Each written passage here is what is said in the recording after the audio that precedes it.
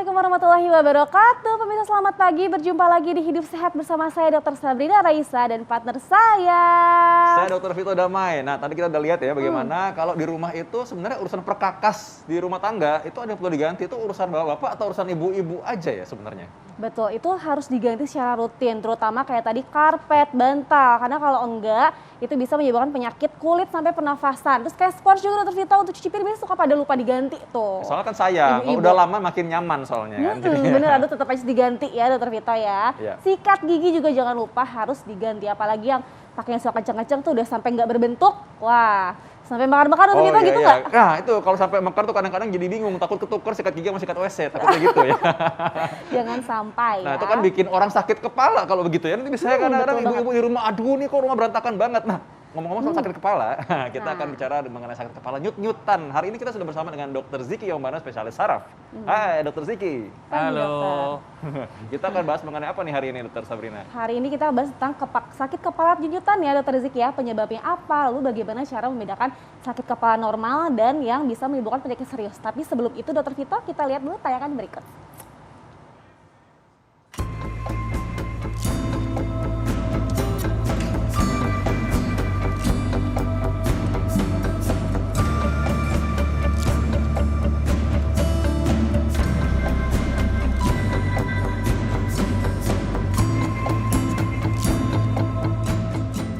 Pemirsa, sakit kepala bisa menyerang tanpa pandang usia dan bisa terjadi kapan saja. Bahkan saat bangun tidur pun nyeri kepala bisa mendera dan kadangkala disertai oleh rasa pusing atau sensasi rasa nyut-nyutan di pelipis kanan maupun kiri.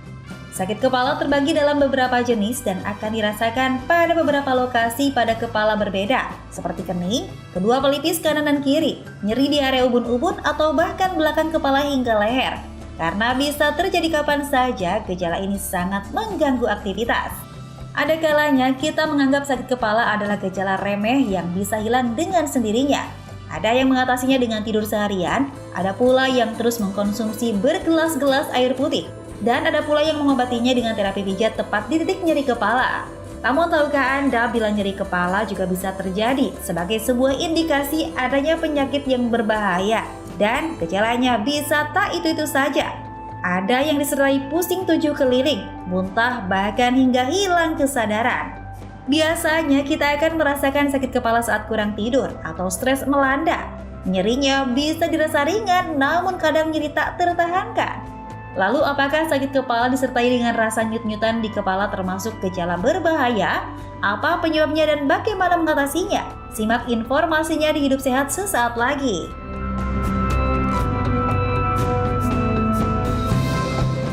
Kepala nyut-nyutan, kadang-kadang orang ini mungkin bingung ya, ini mau diapain? Kalau dipentokin ke tembok malah tambah sakit kan, diinjek-injek juga nggak boleh kan kalau gitu ya. Karena itu kita harus tahu nih apa penyebabnya dan juga apa solusinya sebenarnya. Nah kita Dr. Ziki kita tanya-tanya dulu dan juga ada fakta mitos tentu saya. Oke, Dr. Ziki, fakta mitos yang pertama dokter tentang nyeri kepala nyut-nyutan nih. Katanya sakit kepala nyut-nyutan ini dapat menghilang dengan sendirinya. Ini fakta atau mitos dok? Itu antara fakta dan mitos sebenarnya. Antara fakta dan mitos. Iya. Jadi karena ada beberapa sakit kepala nyut-nyutan yang bisa hilang dengan sendirinya, tapi ada juga yang bisa terus-terusan, bahkan ini salah satu tanda dari suatu penyakit yang nanti kita bahas lebih bahaya lagi. Oke, Gitu. berarti lebih cenderung ke mitos kali ya, supaya masyarakat waspada ya. Iya, jadi tidak semua sakit kepala nyut-nyutan akan hilang sendiri. Oke. Kalau misalkan ini dok, sakit kepala itu kadang-kadang suka beda-beda ya, di depan, di belakang, di pinggir. Itu katanya memiliki penyebab yang berbeda juga. Ini fakta atau mitos dok? Itu adalah fakta. Fakta. Jadi kalau untuk sakit kepala kita harus mengetahui satu adalah lokasi. Kemudian yang kedua onset atau keluhan ini muncul dari kapan. Kemudian frekuensinya seberapa sering, apa pencetusnya dan sakitnya seberapa hebat. Nah itu 5 ini harus kita waspadai. Jadi karena dari lokasi dan tadi itu yang saya sebut itu mencerminkan sakit kepala yang jenis apa dan penyebabnya apa dan berpengaruh terhadap gimana cara ngobatinnya. Nah ini sakit kepala pun ada banyak. Sampai sakit kepala nggak? Jadi karena itu harus tahu dulu, makanya ikut sampai habis ya. Ini yang paling menjadi pertanyaan karena kalau misalkan ada tekanan darah tinggi, orang kan banyak tuh tensi tinggi ya. Tekanan darah tinggi atau hipertensi katanya bikin kepala tambah nyut-nyutan. Ini fakta atau mitos? Kita perjelas dong. Itu adalah mitos. Mitos. Iya, mitos. Jadi yang kita tahu nama tekanan darah tinggi selama ini mungkin masyarakat mengkaitkan dengan, oh kepala saya sakit berarti tensi saya naik gitu ya. Itu sebetulnya adalah suatu yang terbalik ya. Jadi Hipertensi atau tekanan darah tinggi adalah silent killer, jadi dia tidak memberikan gejala sampai memberikan komplikasi lebih lanjut. Nah, kenapa orang darah tinggi kok ada hubungan dengan sakit kepala? Terbalik, justru karena dia sedang sakit kepala, kemudian ditensi, pasti tensinya naik. Karena pada prinsipnya bukan hanya sakit kepala, apapun yang dirasakan di tubuh tidak nyaman, baik itu sariawan, kita keseleo, kita apapun itu, atau sakit kepala, ketika ditensi, pasti tensinya akan meningkat. Jadi bukan tekanan darah tinggi yang menyebabkan sakit kepala. Atau mungkin juga memang dia udah darah tinggi sebenarnya. Betul. Jadi selama ini tinggi terus. Nah, pas sakit kepala pas diukur tensi. Pas ngecek, Jadi akhirnya pas tahu. dibilang, oh dikaitkan, padahal terbalik. Itu. Selama ini udah darah tinggi dari dulu ya. Udah dari dulu. Tensi kapan pun emang tinggi. Jadi nggak ada tensinya. hubungannya. Ayo. Betul. Jadi pemirsa juga harus waspada nih Dokter Vito. Jadi kalau misalkan yang jangan nunggu hipertensi baru cek ya kan, harus cek secara rutin, dicek tekanan darahnya gitu. Karena kadang-kadang orang kalau nyalain hipertensi bikin sakit kepala, mereka telat nanti. Takutnya udah datang ke dokter Ziki udah stroke nanti takutnya ya. Ya, Aduh, udah pecah pembuluh bahaya darah, banget ya. udah PR kan nanti kan. Nah, itu. Oke, fakta mitos berikutnya dokter, ngomong tentang bahaya tadi nih, sakit kepala nyut-nyutan ini dapat disebabkan karena pelebaran yang tidak normal pada pembuluh darah di otak nih dok. Nah kalau misalkan pecah itu dapat menyebabkan pendarahan dan menyebabkan kefatalan, bisa mengancam jiwa. Ini fakta atau mitos? Itu adalah fakta. Fakta, nih Ya. harus hati-hati ya. Harus hati-hati. Jadi ada yang namanya suatu pelebaran pembuluh darah abnormal, kita sebut namanya aneurisma. Gampangnya seperti balon ya. Jadi balon itu semakin ditiup semakin lebar tapi semakin tipis dindingnya. Dan karena ini ada di arteri atau pembuluh darah yang dari otak, dari jantung, maka dia akan mengikuti irama pompa jantung, akan nyut nyut nyut. Nah, kalau ini berlanjut, tekanan terus tetap ada dan dinding makin tipis, maka biar pecah. Kalau terjadi pecah pada pembuluh darah yang sebesar ini akan memberikan perdarahan yang sangat banyak, sangat bisa membuat suatu kejadian yang fatal bahkan kematian. Jadi hati-hati. Nah dok, tapi ini mungkin pesan singkat aja kepada pemirsa ya, maksudnya gimana cara mencegahnya atau bisa mendeteksi dari awal ya. Kadang-kadang mungkin kan kalau dokter Siki bilang, oke ini saya MRI dulu, wah sakit kepala doang masa di MRI gitu. Betul. Mungkin karena mereka nggak tahu dok. Jadi kalau sakit kepala yang nyut-nyutan, tapi lokasinya di situ-situ aja, kemudian tadi kan saya sebut tuh ada lokasi, onset ya kan, kapan mulainya, frekuensi, kemudian lokasi di situ aja, dan semakin sering, semakin berat, semakin pokoknya kok kayaknya kemarin nggak begini, kok sekarang makin jadi ya. Nah, beda yang sekarang sama yang kemarin atau kemarin sebelumnya. Nah ini tanda sakit kepala yang harus diwaspadai. Karena sakit kepala yang biasa, tanda kutip ya, itu biasanya dengan istirahat atau obat-obatan standar dia menghilang. Tapi ketika kok nggak hilang-hilangnya makin jadi, nah ini harus hati-hati. Oke, jadi jangan sepelekan sakit kepala ya. Kalau sakit kepalanya berlanjut, apalagi makin berat, perlu dikonsultasikan ke dokter. Betul. Nah, dokter ini masih banyak fakta mitos yang akan kita konfirmasi ke dokter, akan dijawab. Tapi sebelum itu, pemirsa kita akan kembali saat lagi. Jangan kemana-mana, tetap di Hidup sehat.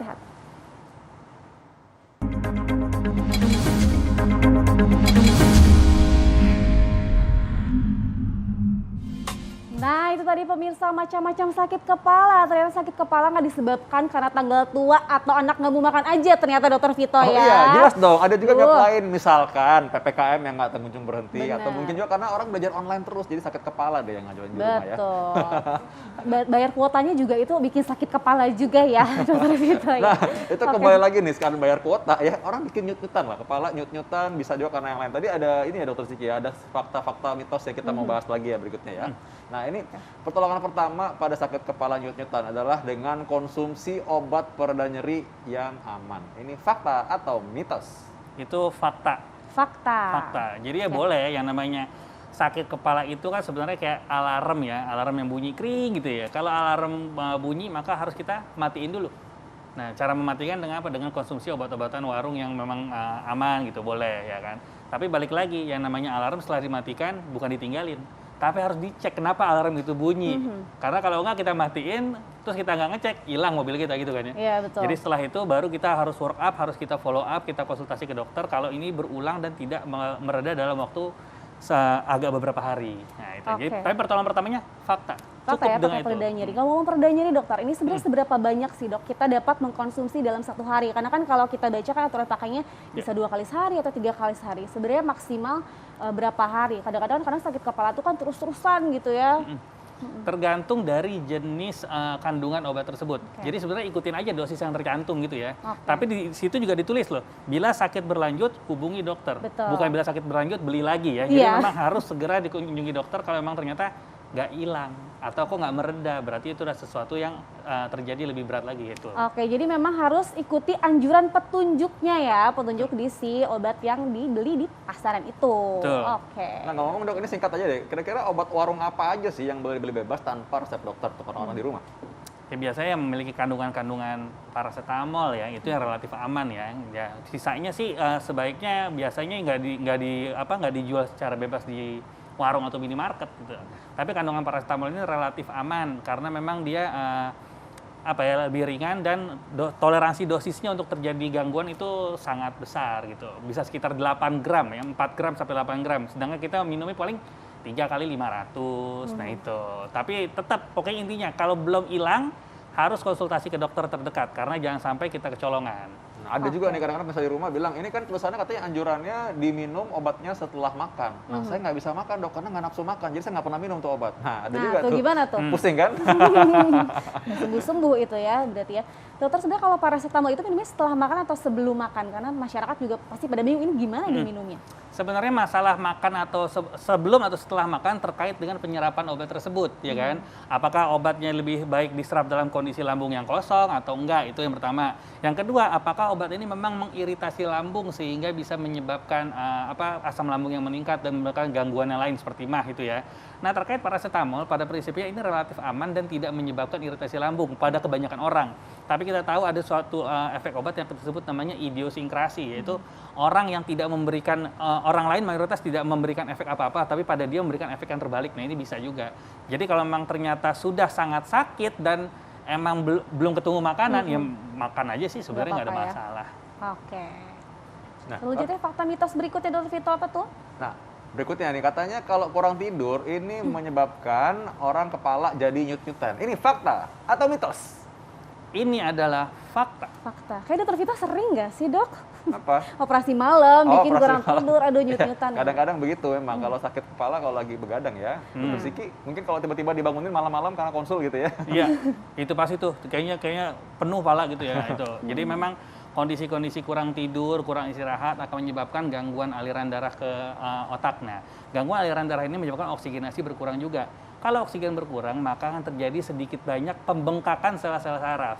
Pembengkakan ini akan menyebabkan tekanan di dalam kepala menjadi tinggi. Itu bisa menyebabkan sakit kepala, meskipun tidak berat, tapi cukup mengganggu.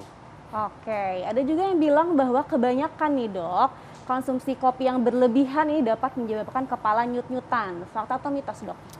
Ini sebetulnya fakta. Fakta. Seberapa banyak tuh dok? Nah, masalah banyak atau tidaknya, sebentar, ini menarik. Jadi gini, sakit kepala nyut-nyutan sebenarnya bisa diobatin dengan salah satu obat yang dikombinasikan dengan kafein, ya. Jadi kafein bisa menghilangkan sakit kepala, bisa. Tapi kafein yang berlebih bisa menyebabkan sakit kepala, bisa juga. Masalah seberapa banyak tiap orang dosisnya sangat personal. Jadi nggak bisa kita takar berapa sebut, berapa gelas, berapa ini nggak bisa.